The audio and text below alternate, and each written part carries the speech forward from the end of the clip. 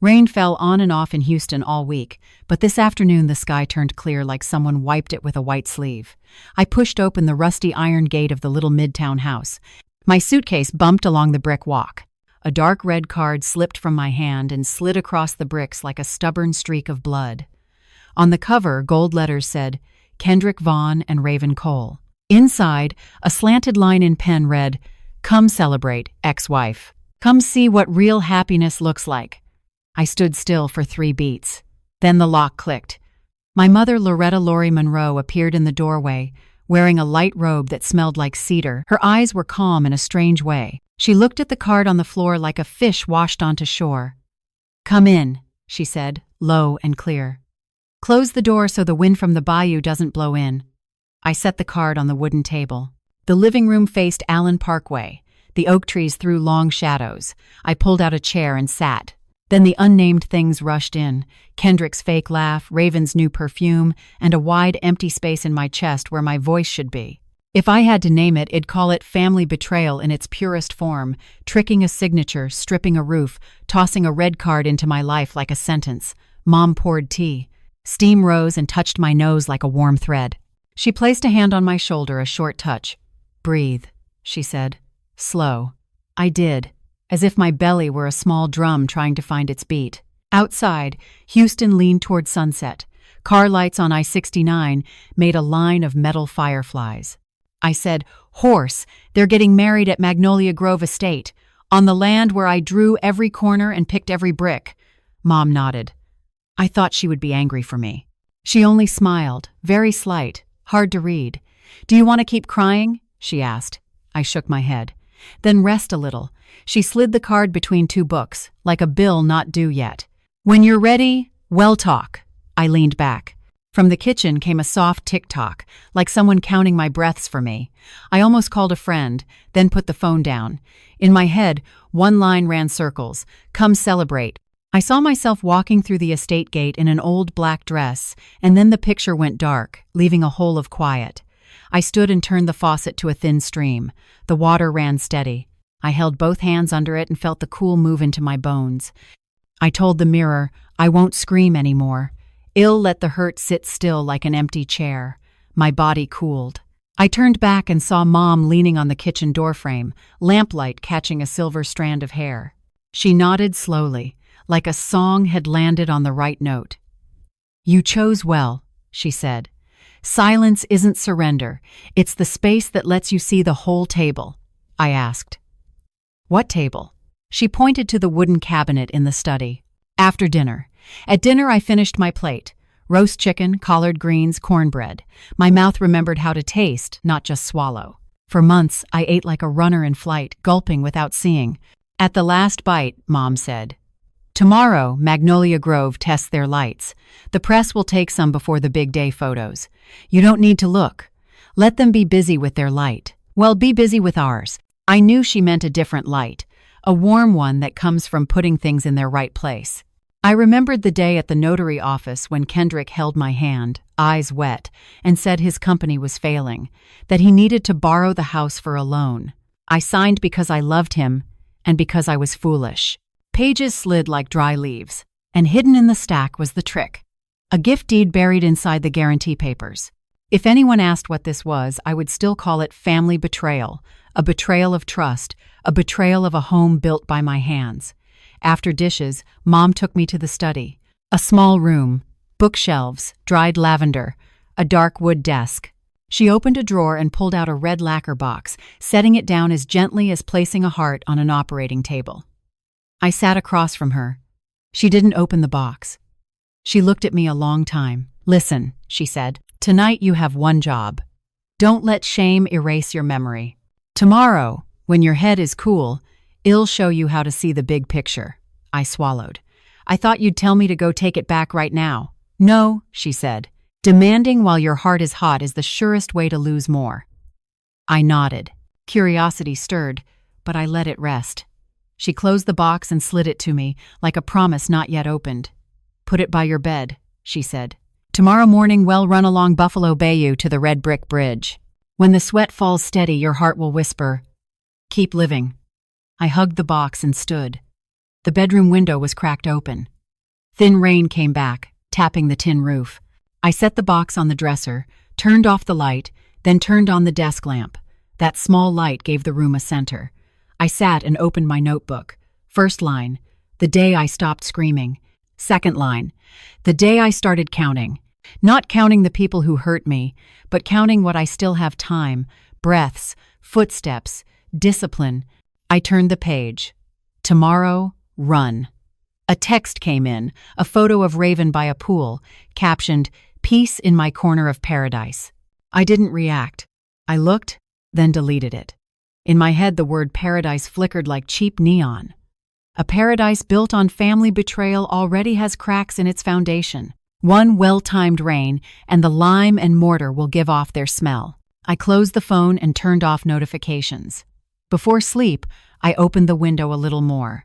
Damp air moved through with the smell of wet earth and a far train horn.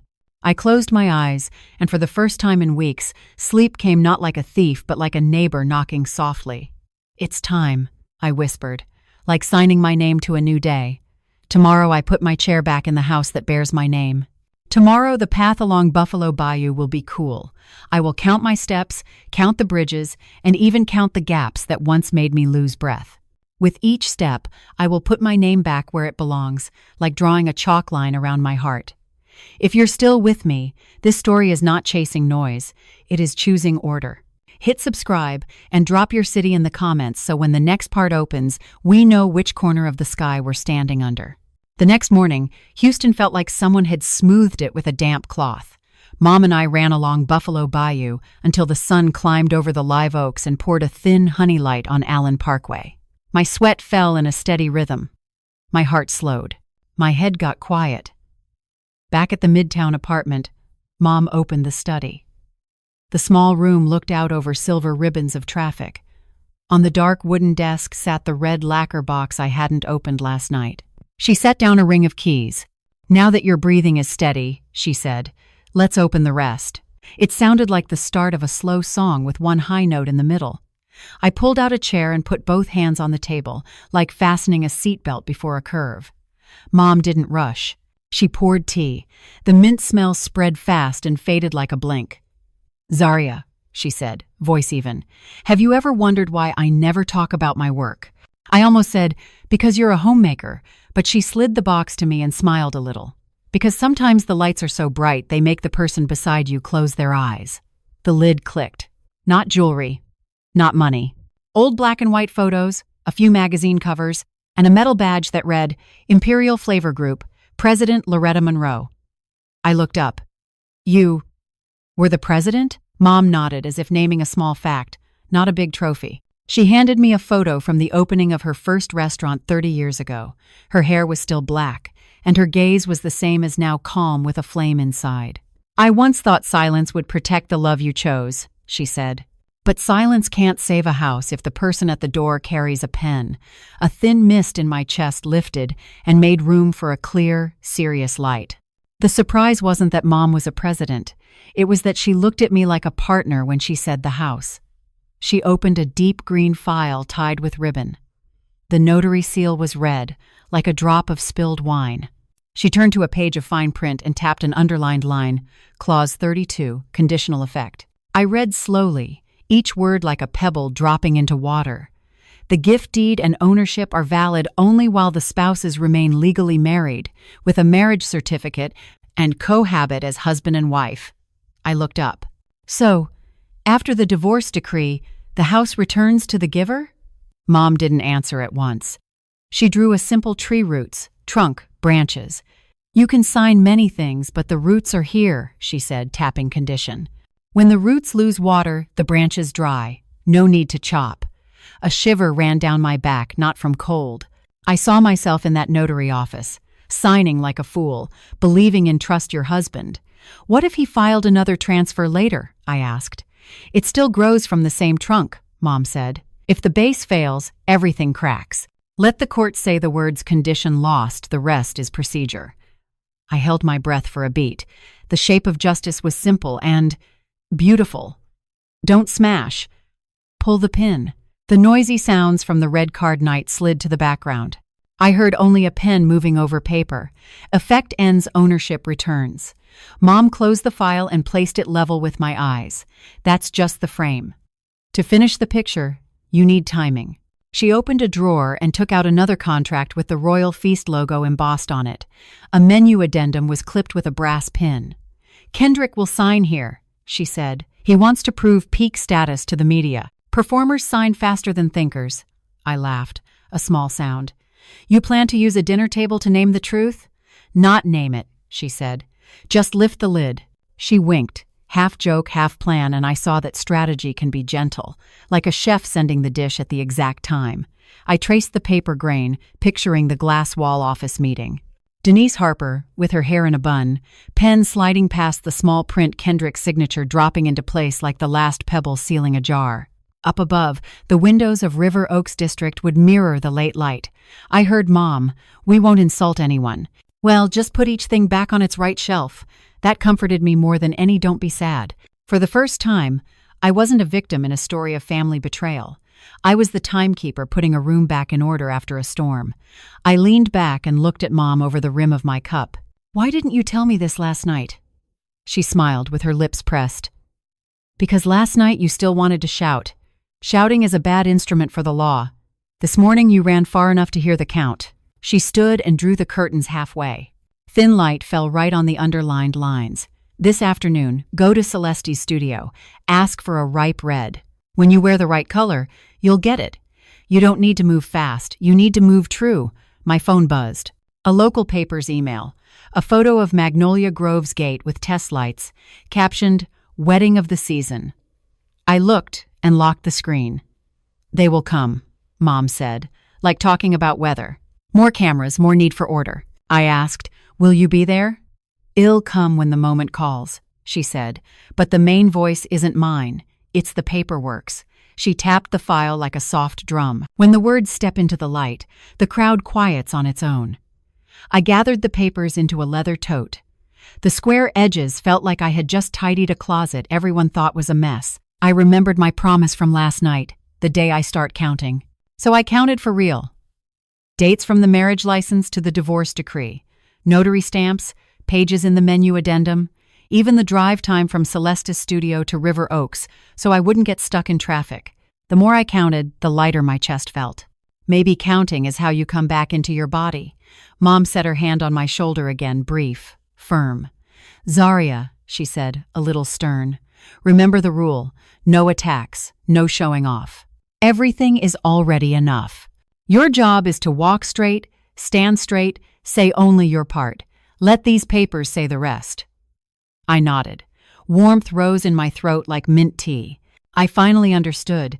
The strategic silence I chose last night wasn't turning off the light. It was changing the source away from noise, toward precision. At the doorway, I looked back. The red box rested quiet on the desk. Outside, a short rain came 10 minutes, the kind that says hello and leaves. I smiled. Rain makes the road shiny, and people can see themselves more clearly in the wet. I texted Celeste, "I need a ripe red this afternoon." She replied fast, "Ripe doesn't mean redder, it means the right light." I realized that light was the word for my life too.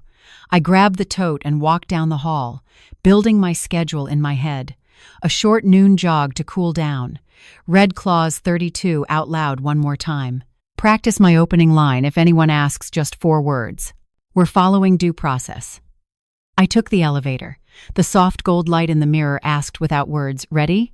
I answered, almost too quiet to hear. "Ready." The doors opened. Out there, Houston waited for someone who no longer needs to shout to be heard. This afternoon, River Oaks will reflect the sky like a drumhead. Denise Harper will touch her pen to the margin. Kendrick will smile for the cameras. Raven will tilt her head for her best angle. And me, ill, stand a few blocks away and hear the scratch of a pen through glass like a latch clicking shut. When the silver lid of a future party lifts, someone will smell a very old smell, but the answer will be brand new. And if you're following this story, meet me in the next part. When the ripe red steps into the light, it won't need to be loud for everyone to understand. Afternoon in Houston glows like amber. I go back to Mom's rooftop and look at the downtown skyline, thin and bright like a heart monitor line. The yoga mat is ready. Light dumbbells sit by the rail. A timer rests beside a mint water bottle. 30 minutes steady, 15 minutes fast, I tell myself. I tie up my hair and step onto the mat. Breathe in 4, hold 2, breathe out 6. The first minute is bumpy, but my body listens once my breath leads like a music teacher. Sweat breaks at my temples and falls onto the mat like little periods. I don't say Kendrick's name. I don't picture Raven. One thought rises. This isn't revenge. This is recovery. My spine gets taller. After core work, I switch to light weights and count 1-8 over and over. When my elbows shake, I change sides. My heartbeat is steady, like a hammer tapping hot metal until the bar turns straight. After the last set, I lie down and watch the clouds. Sunlight comes through the railing in bright stripes. I close my eyes and breathe deeper. A layer of worry melts away. My body is the first house I must redesign. Remove extra walls, open windows, place the light. In the kitchen, Mom has a tray ready. Overnight oats with almond milk, blackberries, pecans, and a green drink. A sticky note says, "Eat to do, not to fill." I eat slowly.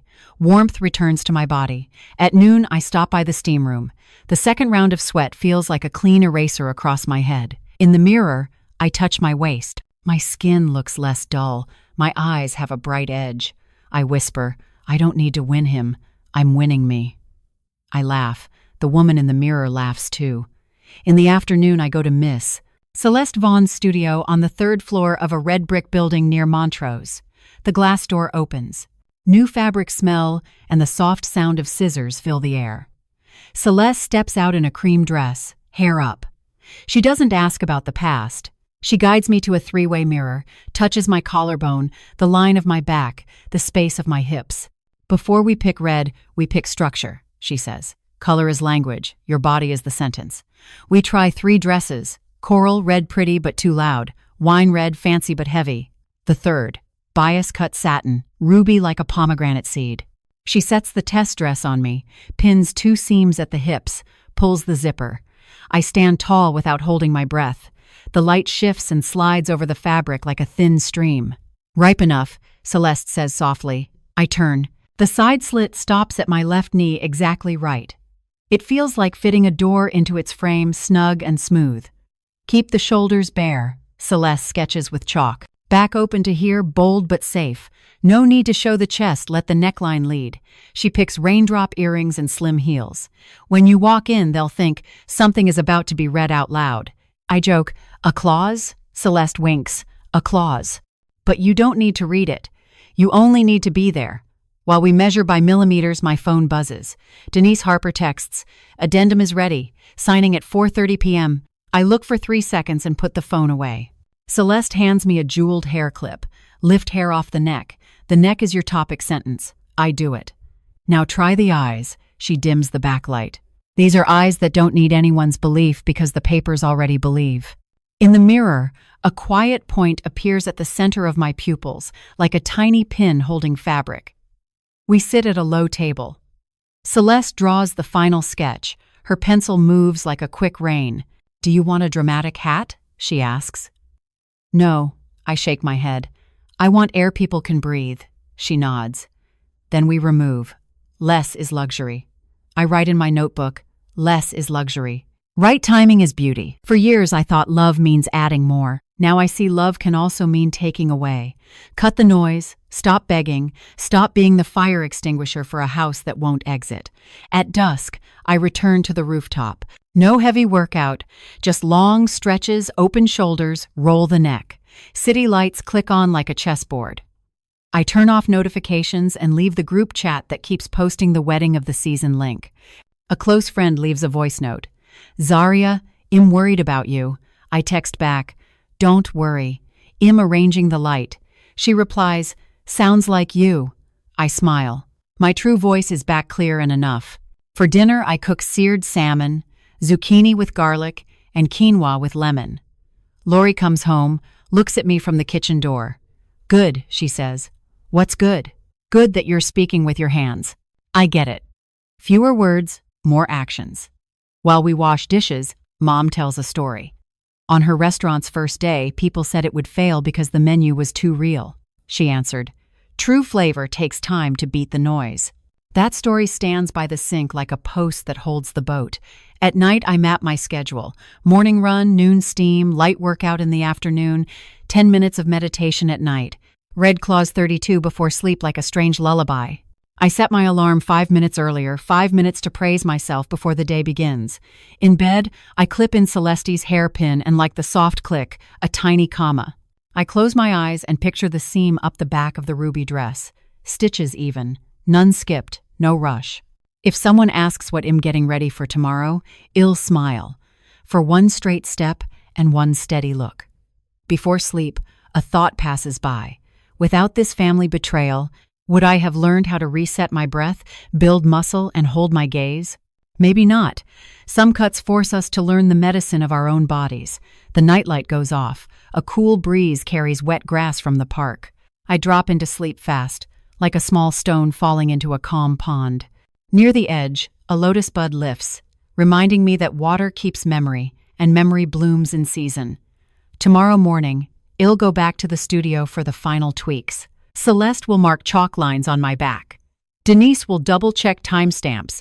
Lori will stand on the porch with a cup of tea, watching me walk by like a bird that just learned a new path. When the sun rises over the red roof, I'll try one simple thing. Walk straight, don't look down. At the end of the hallway, a door latch will turn clean and quiet. Ahead, the light doesn't ask my name. Behind me, the noise leaves the room on its own.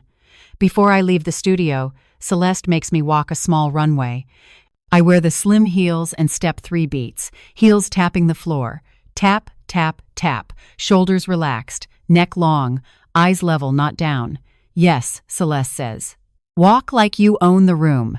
She gives me a checklist. Water, safety pin, oil blotting paper, mint candy. Whatever room you enter, bring your own calm. Houston turns gold like a brass coin in the afternoon. The glass building of Royal Feast in River Oaks District sparkles inside. A signature is about to land in the right spot. I don't go in. I sit at the cafe across the street with my laptop open to a black screen. Mom said, "When the words are about to step into the light, your job is to breathe." I breathe in 4, hold 2, breathe out 6, 4:12 p.m. The glass doors slide. Kendrick Vaughn walks out like a headline. Gray suit, smile built for cameras. Raven Cole follows in a champagne satin dress, phone on selfie mode. Denise Harper waits low bun, pinstripe black suit, fountain pen across a folder stamped with the Royal Feast logo. She shakes hands, smiles just enough, then leads them to the corner conference room where 2 glass walls look down on Allen Parkway. I lean toward my screen. On the table, the main contract, the production schedule, and a stack clipped with a brass pin. Menu addendum. I've seen that stack in Mom's draft and even remember where the clip sits. Lay the clip sideways so the eye keeps moving, Mom told me. Denise explains the timeline. Gear check-in, sound test, service flow, backup power. Kendrick nods to the beat, eyes drifting to the glass used to chasing cameras, easy to forget small print. Raven tilts her head, checking cheekbone light more than words. Denise turns to the last page of the main contract and sets her pen at the right edge. Kendrick signs smoothly, like he's autographing himself. The ink sound ends. She flips to the logistics addendum, then light as unfastening a hair clip opens the menu addendum stack. No one likes tiny letters. People chasing spotlights like them least. Denise summarizes elevated Southern story-driven cuisine, then rotates the last page toward Kendrick. 5 seconds of quiet. Blue ink lands in the signature box, crisp and firm. A small latch turns somewhere in my mind. Not in Royal Feast's door inside the chain of papers Mom laid out. I remember the tree from this morning roots named Condition. When the roots lose water, branches dry on their own. Whatever he signs, this ink line still grows from that trunk. Raven whispers about a first-look table, scented candles, and napkin colors that match her reels. Denise nods, points to the decor and lighting page, and offers a tasting tray of reference photos. She doesn't mention the addendum just signed. Words now live their own life. In the bottom right corner, a fine line reads, "Menu subject to chef's final interpretation and seasonal availability, quiet as a stitch." They don't read that far. Performers love the stage, not the margins. Denise closes the file, slides the clip back, and squares the corners. She invites them to the tasting room. The glass hall doubles them into 6 in the reflections. On the wall, black and white photos of old galas hang in straight rows. Raven holds up her phone. In the frame, Denise keeps her professional smile, and along her jawline is a thread of steel. The tasting room opens. The kitchen team stands in a line. Silver domes rest like crescent moons. No dish is revealed. Today is only for measuring light. Chef's narrative, Denise says. Kendrick nods, but in his eyes, narrative means Instagram moment. The far mirror throws the whole room back. In the sparkle, the word procedure walks by soft as a cat. Back in the conference room, Denise shows a decoy menu in French foie gras, homard rôti, Wagyu italics flowing like ribbon, Raven sighs très chic, and posts a 4-second story. At the edge of the frame, the addendum stack is clipped shut again. Kendrick's blue signature sits there like a rivet. They leave at 4:41 p.m. Handshakes, rehearsal plans, decor talk. I close my laptop, pay for my drink, and step into the late sun. A breeze from Buffalo Bayou smells like wet grass. I walk slowly under the trimmed trees like commas. My phone buzzes. Mom, all good? Good. I heard the ink. She chuckles. Light dinner, early sleep. Tomorrow, practice tall posture. Don't chase anyone, walk with yourself. I hang up and watch the glass turn peach. At night, I lay papers on the table. Clause 32 on the left. Event timeline on the right. My small task notebook in the middle safety pins. Mints, water bottle. I read the clause like free verse. Gift deed effective. Marriage maintained. When condition ends, ownership returns. Not for gloating. To remember I'm not doing magic, I'm flipping the right switch. I ask myself, without that loud family betrayal, would I have learned to stand still under bright lights? Maybe not. Some storms pass only to point out the foundation. I close the file and cook a light dinner. The pan hisses for salmon. Zucchini meets garlic. Lemon hits quinoa. While I wash dishes, Mom comes home. She looks at the kitchen, neat as a blueprint, and nods. You're speaking with your hands now. Later, I open the balcony door. The city sprinkles lights like salt. On the horizon, Royal Feast sits like a ship docked in a glass harbor. A friend sends the wedding of the season link. I don't open it. I text back. Let them enjoy today. Their joy no longer holds my hand, and my fear can't hold them either. Before bed, I draw a pencil line down my notebook. One side can control, the other let time handle. Column 1. Breathe, eat, train, sleep, reread, walk tall. Column 2 has one line, their reactions. I close the notebook and set it by Celeste's hair clip. The small click sounds like a note. I get in bed and turn off the lamp. The room darkens like a photo in the tray. In the dark, my heartbeat keeps time, no longer chasing anyone else's steps. Somewhere a pipe ticks. The AC breathes steady. I whisper Mom's line. We simply do what's already signed. It doesn't ask for revenge. It asks for order. With my eyes closed, I picture 2 hands lifting silver domes in Magnolia's garden, the smell of the south rising, cameras flashing, someone asking, why?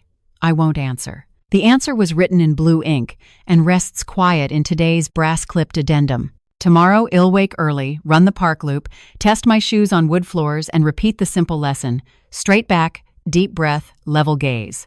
The rest, let the words do. Near sleep, a tiny flicker of excitement passes, then settles on calm water. On that water, a small boat named Steady is tied to a post. Even if Houston's night wind shifts, it will still be there in the morning, waiting for me to step in and row one short, clean, enough stroke toward the garden where the story will speak through taste instead of talk. Noon in Houston feels like lifting the lid on a stew that's just right. Magnolia Grove hangs white ribbons along the stone path. A big LED screen in the garden mirrors thin clouds. I sit in a dark sedan across the street and hear the AC breathe steady, like a heart monitor. On the back seat, Mom's hard case of papers rests. On top is a small velvet box with the raindrop earrings Celeste chose. Arrive on time, stand in the right spot, look at the right person, Mom told me. I straighten my back. Jasmine climbs the fence and scents the wind. At 4:58 p.m., I ask the driver to turn off the cabin light. The garden across the glass turns hazy, like a stage waiting for its cue. A mic test pops. 1, 2, check, check. The MC starts, voice smooth like still water. Luxury cars slow down. Guests step out in mermaid gowns and shiny tuxedos. I see Kendrick Vaughn at the gate black suit with gray stitching, camera-ready smile. Raven Cole walks on his left, in a champagne satin dress, phone raised like a lucky mirror. They pass a sign, the Vaughn Cole celebration. Camera shutters fire non-stop. In the gap between clicks, I hear one word: enough. Under the canopy, Royal Feast staff line up. White gloves hug their wrists. Denise Harper checks the service plan one last time, voice small but clear. Row 1 moves on the drum beat. Row 2 lifts lids on my hand. The drummer nods. At the field kitchen door, silver domes sit like prayer beads. I know what's under them not from snooping, but because I read the story inside the menu. Oddly, I don't feel revenge. I feel like a designer placing the last nail in a frame. The ceremony starts at 5:30. It's smooth. A small string band plays at last. Guests clap softly. The MC says sweet lines about fate. Kendrick reads vows like a voiceover for an ad. We are the story the city waited for. Raven smiles, eyes checking an invisible camera in the air. I lean back and listen to words pass by without sticking.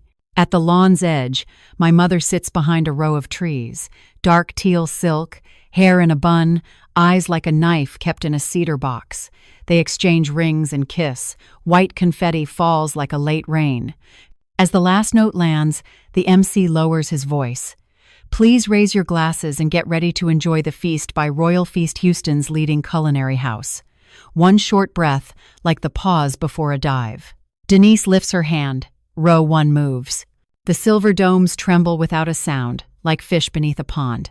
I look at my hands, nails trimmed, palms open. Don't cling. Don't grab, I tell myself. Just put things back on the right shelf.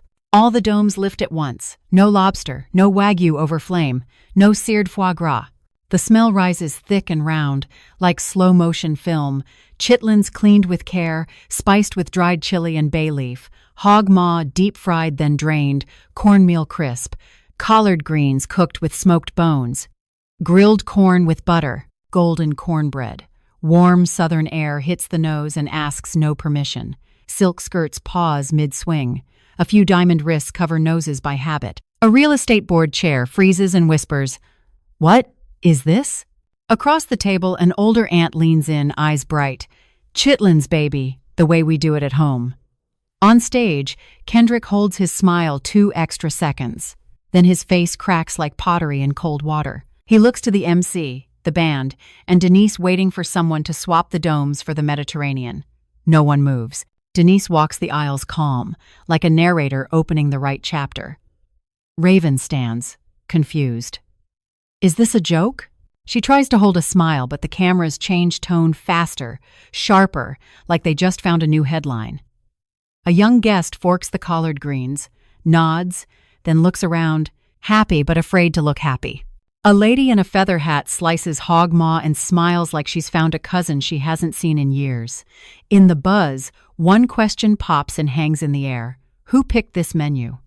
I see Kendrick's eyes dart. The pause stretches like pulled candy. Then he does what he always does, anger to cover fear.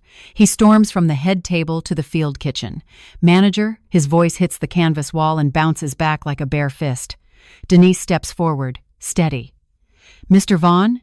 He points at the trays. What is this? The contract says Denise opens a small folder and flips to the right page without a tab. Menu addendum. You signed it. Chef's narrative and seasonal availability. She sets the page on the edge of the table. Her finger rests on the blue signature like a pin. Kendrick bends closer. I watch his broad shoulders drop a little. Raven pulls his sleeve. Kendrick, cameras. But cameras are everywhere, and the South smell refuses to turn back. This is an insult, Kendrick hisses. You can call it whatever you want, Denise says polite, as if each word had a firm backing board, but it is proper food and a valid contract. She tilts her head. If you like, the chef can explain the vinegar ratio for cleaning chitlins. We don't joke about sanitation. That calm line makes me laugh in my throat. Sometimes good manners are a silk glove over a steel punch. The guests split in two. Some frown from bias. Some taste, go quiet, then take another bite. A TV director whispers, "Honestly, this story plays." In the middle, the MC tries to guide the crowd. "Please enjoy this Southern story with respect." The words skip like pebbles over water. The waves are already up. Raven leans on Kendrick's shoulder and whispers, "If I post the boldest Southern wedding menu ever?" Kendrick shakes her hand off. "Be quiet." The word clacks loud in the garden. More mics catch it than he thinks. Through the glass, I notice him breathing slow and even. When the body stops shaking, far sounds get clear. I hear the brass clip on the addendum glow in my mind. I hear something else too. Clause 32 lining up to take the stage, calm like a lawyer waiting to be called. "Not yet," Mom texts, as if reading my thoughts. I look up and see her stand, walking the aisle slow, measuring the space between hammer and anvil. Kendrick won't back down. He grabs the mic from the MC. "Sorry, there's a mistake." Before he can spin, a clear, firm voice cuts in. "The only mistake is thinking you can skip the small print without turning on the light." Loretta Monroe, my mother, stands by the side platform, dark teal, silk, smooth, eyes that need no intro. Older guests in the front row rise and nod. A few reporters click their tongues. "Oh, you are?" Kendrick stammers. "The mother you called a homemaker," Mom says, smiling, "and the founder of Imperial Flavor Group and owner of Royal Feast." The double lock clicks open. Behind her, two aides open a hard case and pull a thick file with raised seals and a thin note sealed with red wax. Denise steps back to clear the lane. Mom doesn't look at Raven. She looks at the crowd. "Tonight," she says, like reading an old recipe, "you're invited to taste something hard to cook, the flavor of honesty." Ripples move through table 7, 10, 15. Kendrick loses his signal. He lunges forward. "You're destroying." Mom leans to the mic. "No, Mr. Vaughn. I am fixing the light." She lifts the red wax note. "This is a polite notice about ownership rights to Magnolia Grove under the recorded condition.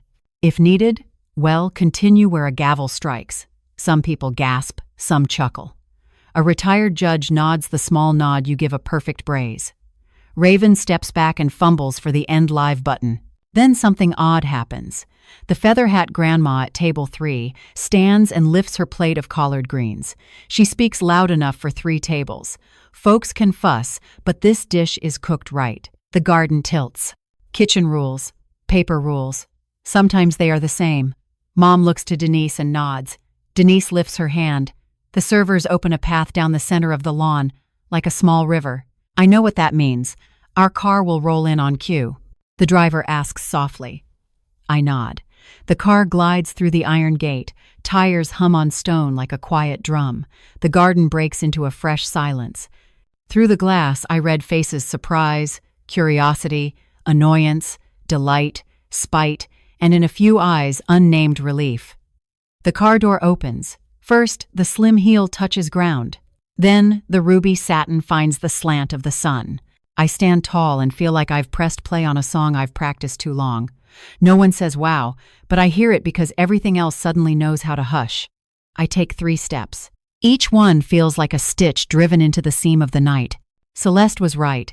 When your body is the sentence, color is the quiet exclamation point. Kendrick stares like he's seen a ghost. Raven clutches his arm, shaking. Mom tilts her head. Go ahead. I take the red wax note from the aide with both hands and turn to the MC. May I read something short? My voice isn't sharp. It isn't dry. It's the voice of a storyteller who found her breath. Ladies and gentlemen, I say, tonight the main course isn't meat or fish. The main course is a full sentence. When the condition ends, the rights return. The rest please taste as you feel. A soft rain of whispers falls. I pause and look straight into the nearest lens. If you want to know how a meal can trace a family's path, stay for the next chapter.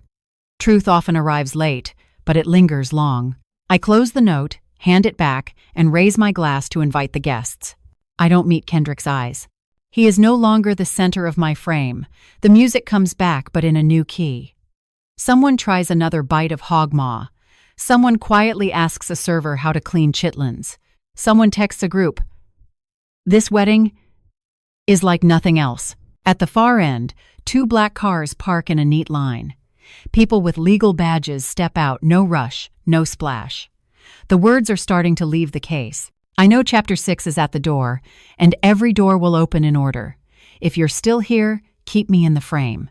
Tap like so the next episode doesn't get lost, subscribe so the bell rings at the right time, and drop your city in the comments so I know how many porches in Houston this story has reached tonight.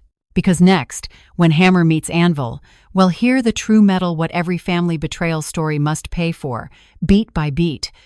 Night at Magnolia Grove changes color like a photo in a dark room. Garden lights soften. Music drops down. The sound of spoons on china gets quiet. I stand on the stone path holding the red wax letter. It feels like a switch in my hand.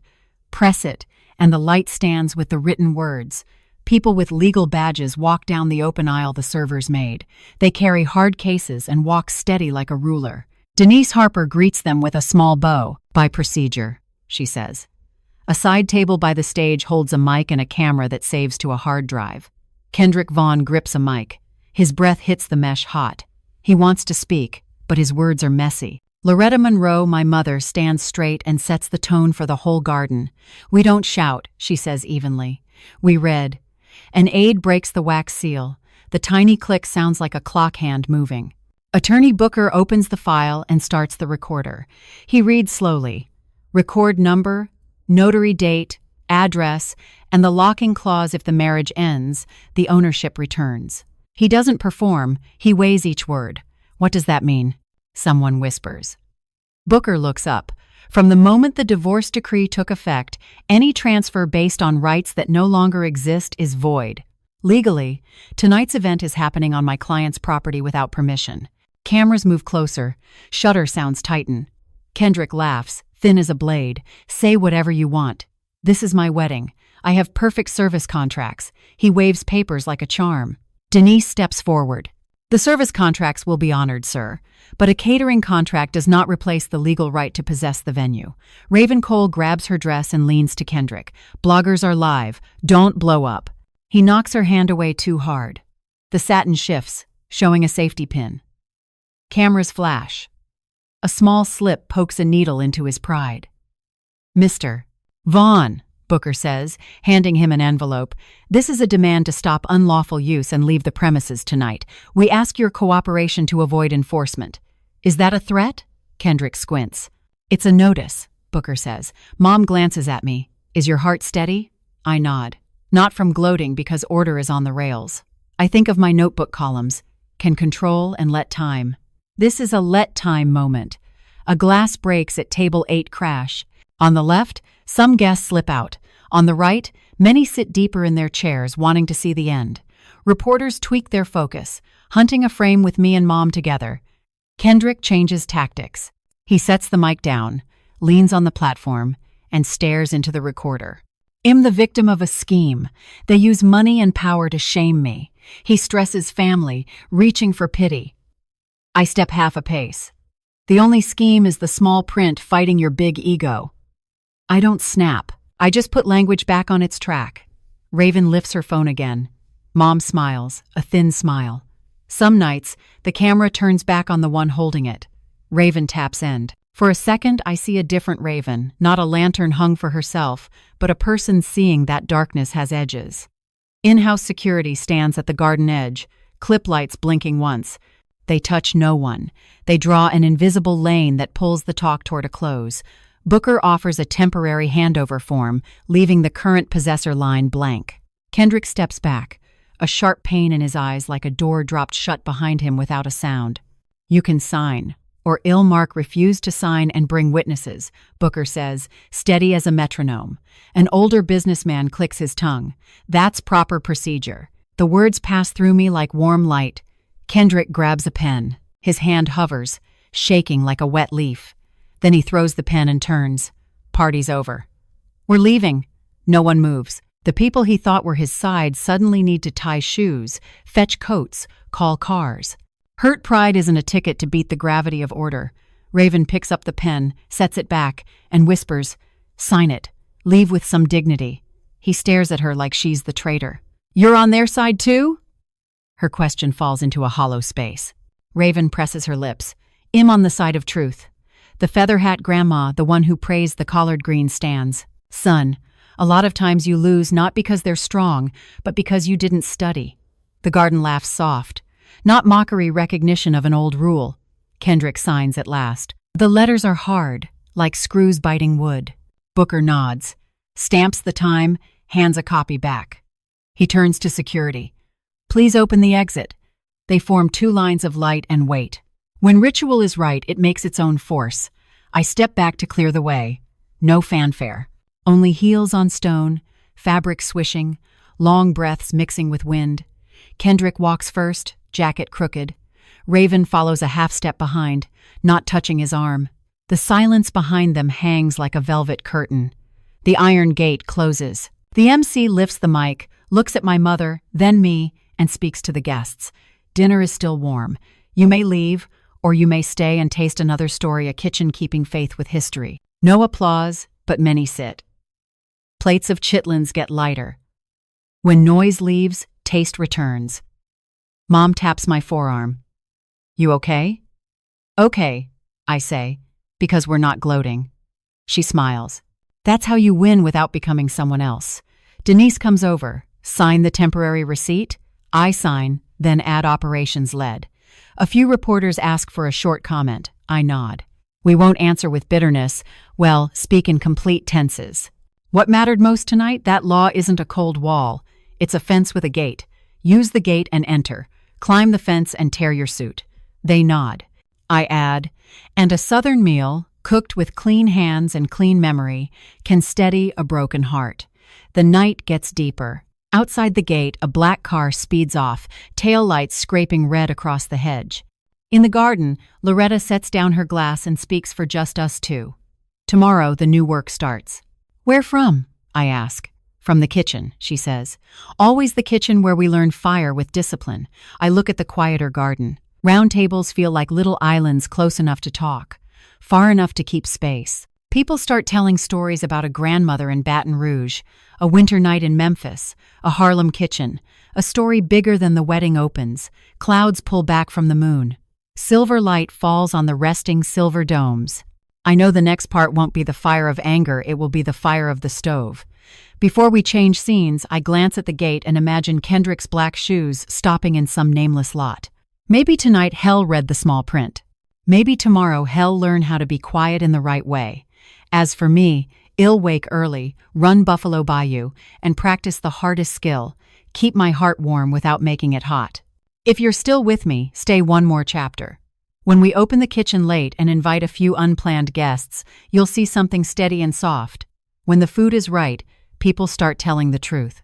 And sometimes one true sentence can fix a house bent by family betrayal. When the fire is at the right heat, the dish and the human heart both calm down. The night grows gentle. Night slides toward dawn. After a long, quiet sigh, Magnolia Grove is left with only the soft crackle of garden lights. I stand in the field kitchen wearing a white apron. The smell of vinegar is gone. Brown butter takes its place. Chef Renee Thompson taps the ladle on the pot of collard greens. Now it's your turn to tell the story, not theirs. I nod. My mother, Loretta Monroe, sets a hand on my shoulder. Steady, even, no tremble. Out in the hall, guests sit in small islands. Denise Harper circles the room and tells the servers, keep the rhythm soft, let the flavors speak. Andre Whitfield arrives at 9:47 p.m., gray coat on, a roll of plans in his arm. He spreads clear layers in front of my mother, basement, central kitchen, gallery, fire exits.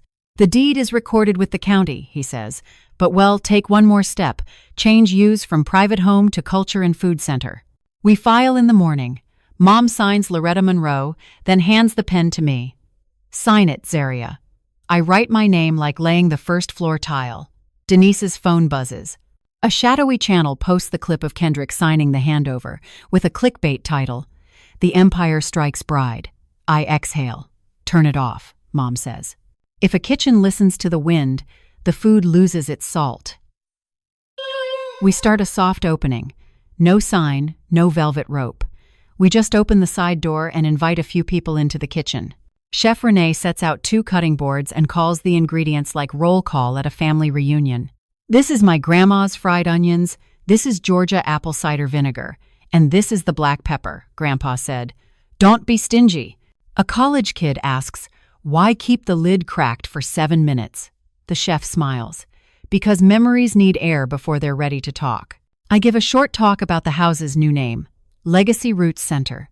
A woodcut gallery, a small room for weekend cooking classes, the east lawn for movies and acoustic music. Not a palace, I say. A big kitchen for the city. A knock at the side door. Denise calls, "Who is it?" A husky woman's voice. "Gwen Vaughn.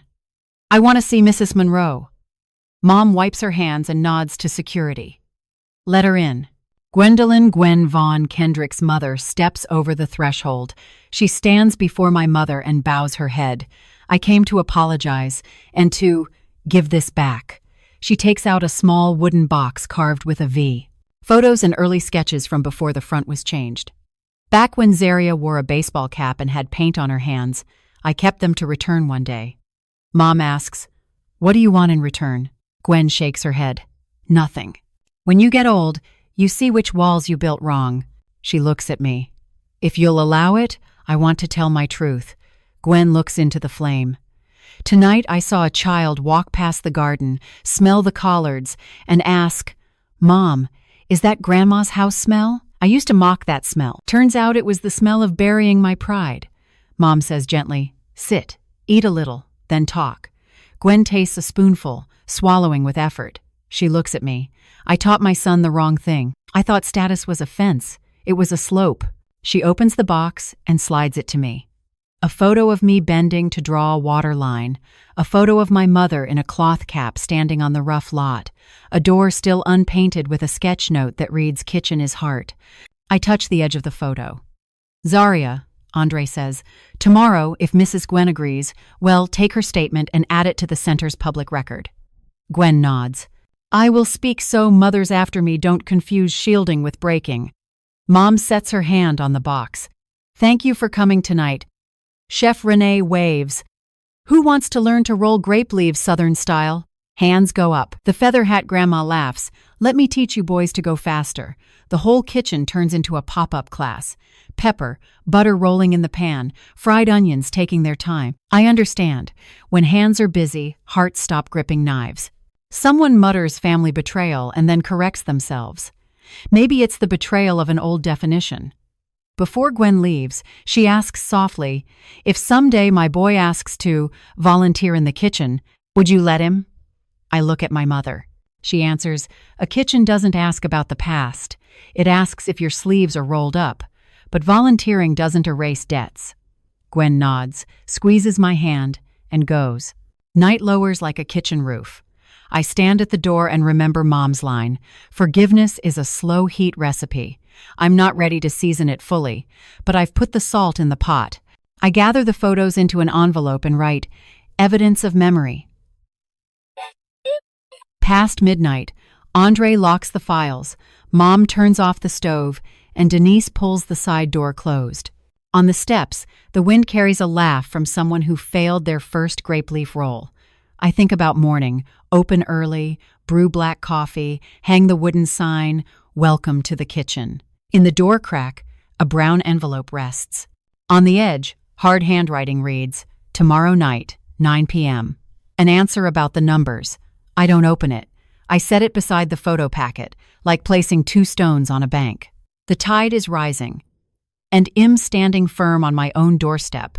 Morning at Magnolia Grove. The early wind smells like tree sap and birds tap the window like a starting beat. Zaria Monroe stand on the front porch and look at the new wooden sign shining with dew, Legacy Roots Center. The word roots glows like little roots really going down into the ground, right where I once thought I lost everything. Mom Loretta hands me a bundle of magnolias. "Breathe deep," she says. "When the kitchen is warm, people are warm." Inside, Denise checks each stainless pan. Chef Renee tilts a pot of bone broth. The smell of brown butter and black pepper drifts out like a promise. I nod. Let's open. Guests arrive earlier than we planned. A retired teacher walks her grandson down a hallway lined with renovation photos, muddy ground, new beams going up, a peeling doorframe, and then the soft glow of new lights. I point to the photo of me in a baseball cap with muddy hands. This was when I thought I had nothing left. The teacher touches the frame, eyes wet. "You did," she says. "You had 2 hands." I smile, and my heartbeat feels steady, like a clock hand falling into its groove. Andre arrives at 8 with a roll of drawings and sets down a thick folder stamped by the county. "The temporary change of use permit is active," he says. "The east lawn meets rules for a weekend market. The back wing meets standards for trades classes." He looks around. "Inspectors come this afternoon. Let me lead." Denise jokes but stays serious. "No fireworks today, just the right temperature and clean hands." Chef Renee tightens her apron. First brunch from a kitchen that keeps its word. At 9, I open the brown envelope on the long table. Kendrick's writing is stiff. A bill of debts for the wedding of the century. His signature, totals, and at the end, ready to accept civil responsibility. Willing to do community service in the kitchen if approved. Mom looks up. "Procedure?" Andre answers. "We can fold it into a voluntary repayment plan, but the choice is ours." I fold the letter and set it beside a box of new gloves. At noon, a group of students comes to tour. Chef Renee shows them how to wash collard greens. "Don't squeeze hard. Let the leaves breathe." A curious girl asks, "Why keep the pot lid open a little?" The chef smiles. "So, the smell of the past can find its way back." I stand close, and when fried onions meet the damp earth smell of greens, I get it. Some afternoons don't need big comfort, just a clear pot of broth. In the afternoon, the inspectors arrive on time. They walk through, exits, fire extinguishers, fridge temps, cleaning logs. Denise conducts the paperwork like a music leader. Receipts in, out, lot numbers, expiration dates. The last inspector signs. Andre exhales. "From today, the law stands with us." I sign the temporary acceptance form and feel like closing the lid on the old box called Bad Dream and opening a new one called Gentle Discipline. Sunset pours over the grass like honey. Our first little market opens on the lawn.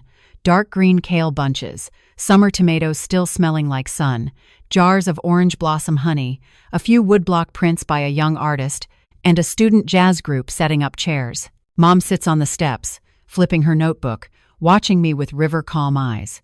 I hand her a mint tea. She says, "Tomorrow, a free class for single parents across the way. The best kitchens don't lock their hearts." I nod. "Yes, we build bridges, not judge." At 8, the side gate knocks softly.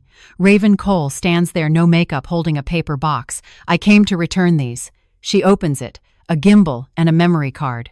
"I used to live on illusions. Here. Is there room for someone who wants to start over?" Mom answers gently and clear. The kitchen asks 2 things: clean hands and a willing heart. Don't hide the past. Hang it like a warning sign. Raven nods and slides the memory card into the evidence envelope. "I'll tell my part," she says quietly, without borrowing anyone's voice. I shake her hand. I feel a small but real strength. The hallway door creaks again. Gwen Vaughn returns with a bundle of tomatoes. "Will the market take donations?" I take them and thank her. She looks at the yard, hesitating. "Tomorrow night, may I sit there and fold paper bags?" Mom smiles. "Anyone learning to lighten their hands is welcome." A message pings. "It's Kendrick, 10 p.m.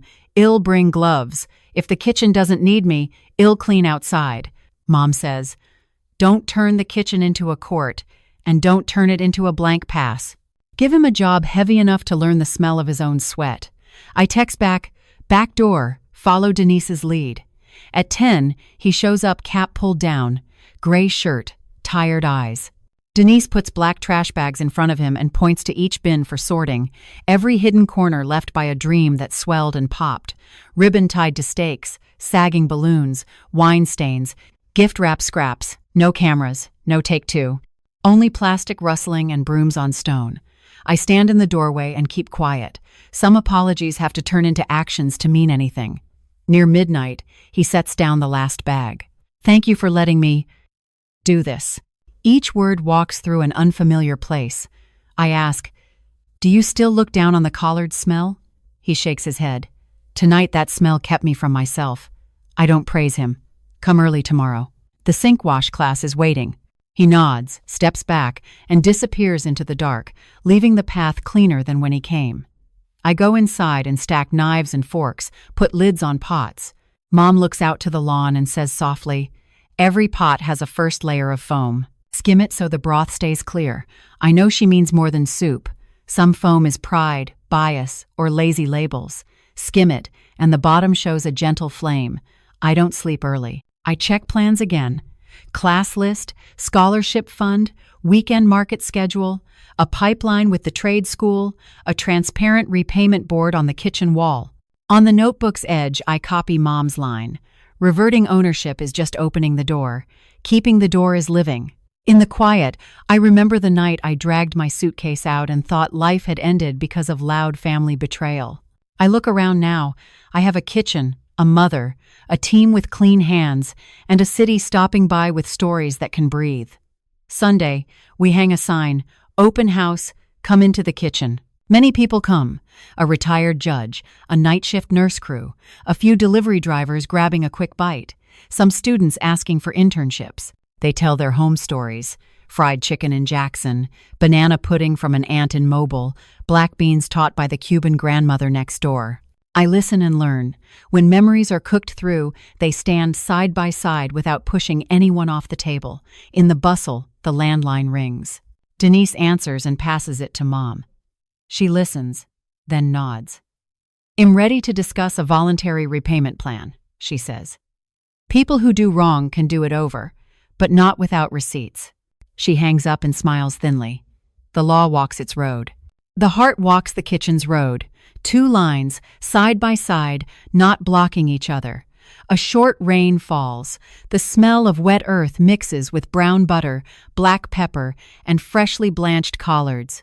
We spread a map of Houston on the table and pin red markers on places that lack community kitchens: 5th Ward, Gulfton, Sunnyside. Andre says, "Each pin is a class, a dinner fund, a bridge over muddy water." I write fast, not saving bridging. When the lawn lights fade, I go to the small pond and watch fireflies like raised letters. Mom lays a sweater on my shoulders and says calmly, "You've finished the first part. The next part doesn't need you to beat anyone. It needs you to tend the flame." I lean on her and feel my heartbeat match the tiny sounds of water. A pickup stops at the gate. The driver hauls a wooden crate. "Gift from the Feather Hat Grandma. Please put it in the gallery, people who kept the kitchen." I open the crate. Her old feather hat, a purple ink recipe book, and a card. "Don't fear the kitchen smell. It's the smell of home." I set the hat on a shelf and see one small truth. Glory isn't in fireworks. It's in careful hands folding a clean towel. Late at night, I write to our viewers, the ones who watched from the day I was thrown out to the day I turned the key myself. If this journey touched you at some corner of your kitchen, stay longer, hit follow so the bell rings whenever the flame lifts. If anything still feels off, say it straight in the comments. This kitchen can handle truth, and we learn fast. If today didn't win you yet, leave a like a pinch of salt, so the next batch fits your taste better. Thanks for staying to the end. On the screen are a few new stories. Pick your plate. I close the notebook, turn off the stove, and watch the flame pull back to a tiny red point. Outside, the Legacy Roots Center sign is dotted with fine rain. I lay my hand on the wood and tell myself, tomorrow add a class for beginners. Tomorrow night, open the story circle. And if anyone asks what I got after the cut called Family Betrayal, I'll answer as softly as setting down a ladle. A kitchen as wide as a grown heart, a city learning to speak kindly, and a woman who doesn't need revenge to know she has won. Night at Magnolia Grove rests like a fresh folded page. But on the page's edge, one line hasn't been read out loud. Next week, we'll set a long table on the east lawn and invite people who once stood on opposite sides to sit together and cook one dish. When the pepper scent rises, maybe someone will say the words I've been waiting for. I'm sorry I looked down on the kitchen inside my own heart. And maybe right then, the back gate will open, and a face we thought was gone will return with a recipe that once carried their whole family through a storm, so we understand. Sometimes reunion starts not in the living room, but over a pot that's barely, gently boiling on the stove.